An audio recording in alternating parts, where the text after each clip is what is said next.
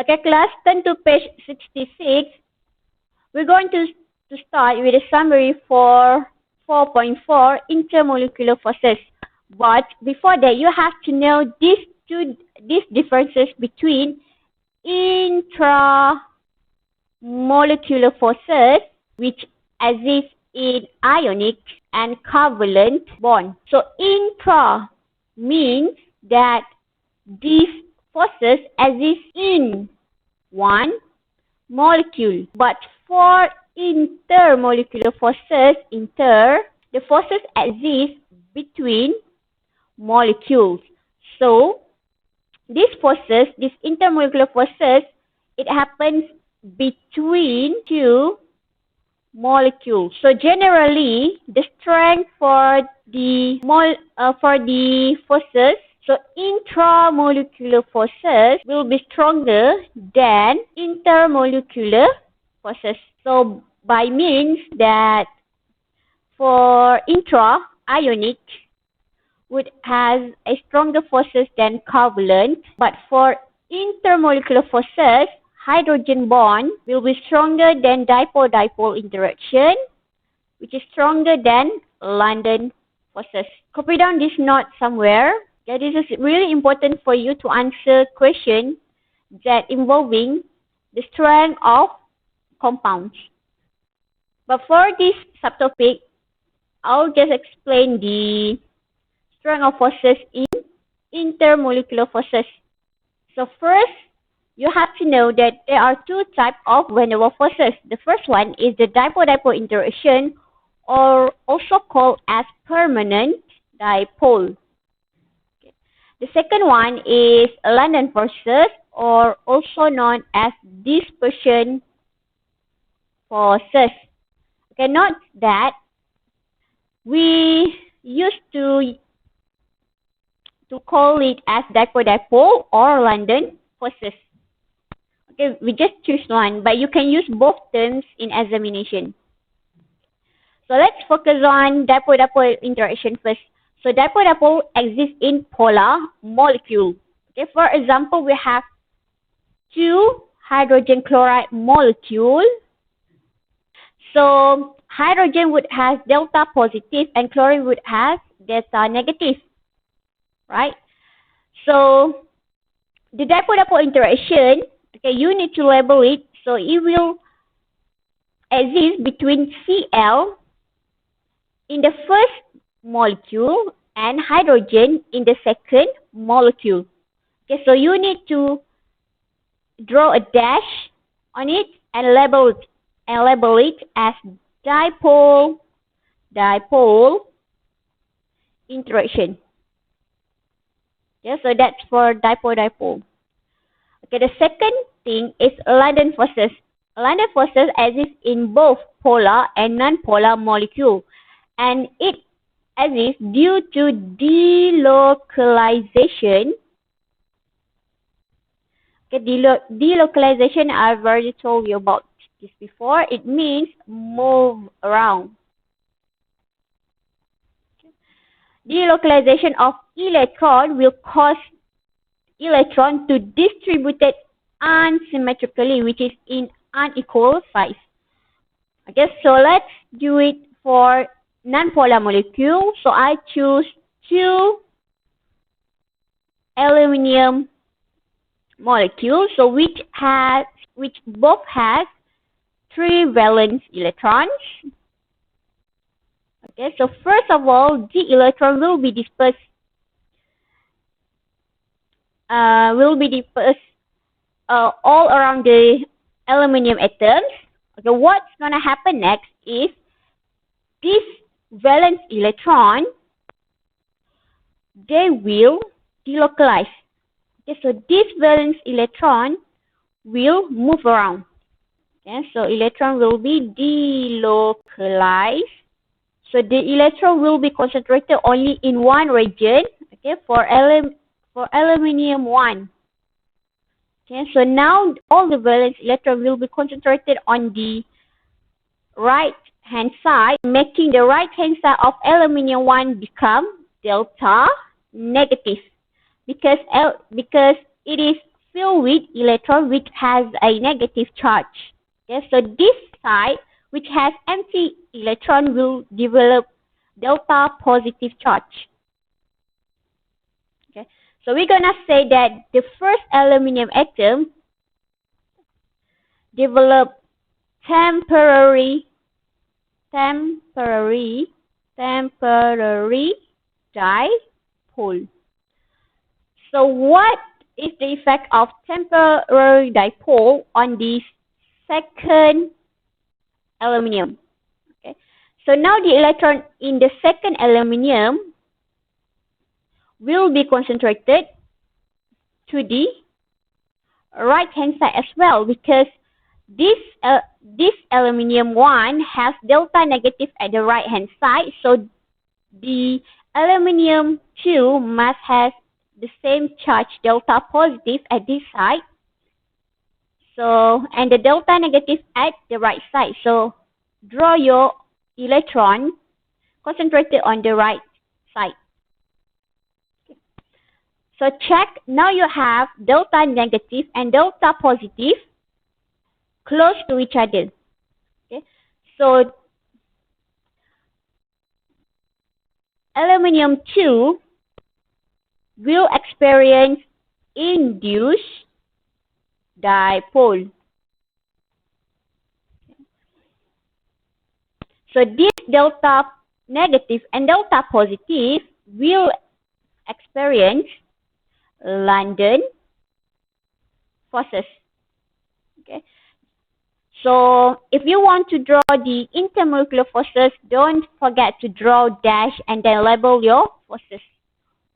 London forces or dipole-dipole interaction.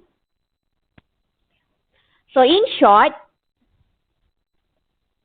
for London forces, okay, the first molecule will experience temporary dipole, which then form induced dipole in molecule 2 to form London forces. So next, about hydrogen bonding. So hydrogen bonding is caused by a strong permanent dipole-dipole interaction between FH, OH, and H in one molecule with found atoms at another molecule. So hydrogen bond dissolve in both water and organic solvent. Okay. So you've already known this before. Ice, okay, which is in the solid form, is less than water, which is in liquid form, as it has open hexagonally structure. Okay, you don't have to draw this. You don't have to draw this. Okay, so you just have to remember this sentence. Okay, if you want to explain why ice float on water, right? So you have a cup of lemon ice, let's say. So you have ice at the top, okay, surrounded by liquid, by your lemon drink. Okay, so if you are needed to explain why this happened, then you just have to write that ice is less dense water, as it has open hexagonally structure. Okay, you don't have to know how to draw this. Okay, now I want you to write down this example. Okay, so let's say that I have CH4 as my first molecule and H2O as my second molecule. Can a hydrogen bond exist between these two molecules? Yes. No. Because the hydrogen in the first molecule is bonded to carbon. Okay. So copy down this somewhere. Remember that your first molecule should have hydrogen bonded to phone, and your second molecule should have either F or fluorine, oxygen, or nitrogen atom. Okay. So hydrogen bond will exist between this hydrogen which is bonded to F with F, O, and N in another molecule. And also, if you have hydrogen bonded to oxygen, then this hydrogen came from hydrogen bond with F, O, N in another molecule. And lastly, if you have hydrogen bonded to nitrogen in first molecule, then this hydrogen can also form hydrogen bond with F, O, and N in the second molecule. Okay, so look back. This hydrogen in the first molecule does not bonded to any F or N. It is bonded to carbon. So you can't form hydrogen bond in this between these two molecules. Okay, so if you are needed to explain, say that cannot form hydrogen bond as hydrogen is bonded to carbon. So let's take a look at the next example between CH3OH, which is methanol, and NaCl. Okay. Can these two molecules form hydrogen bond class? Yes, the answer is no. Okay. Okay, check. Your first molecule consists of hydrogen bonded to oxygen. Okay, but your second molecule only has sodium and chlorine. It does not have any F or fluorine, oxygen, or nitrogen. Okay, so you can't form hydrogen bond between these two molecules.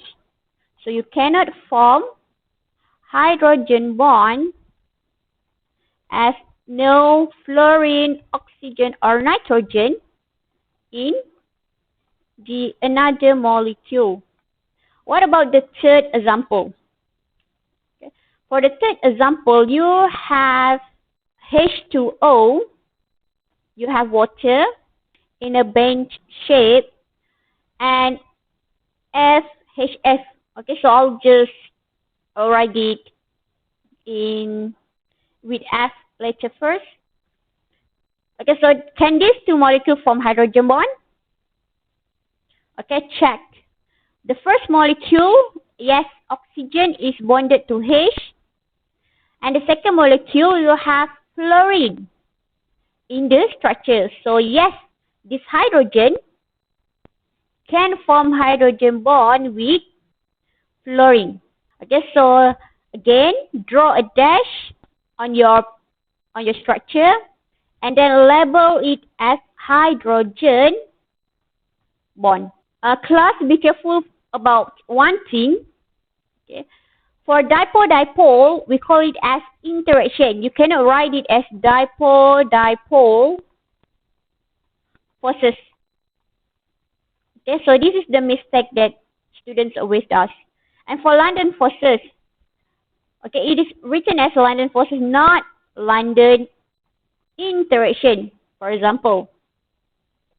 Okay, so be careful with when writing your term for the intermolecular forces. Okay.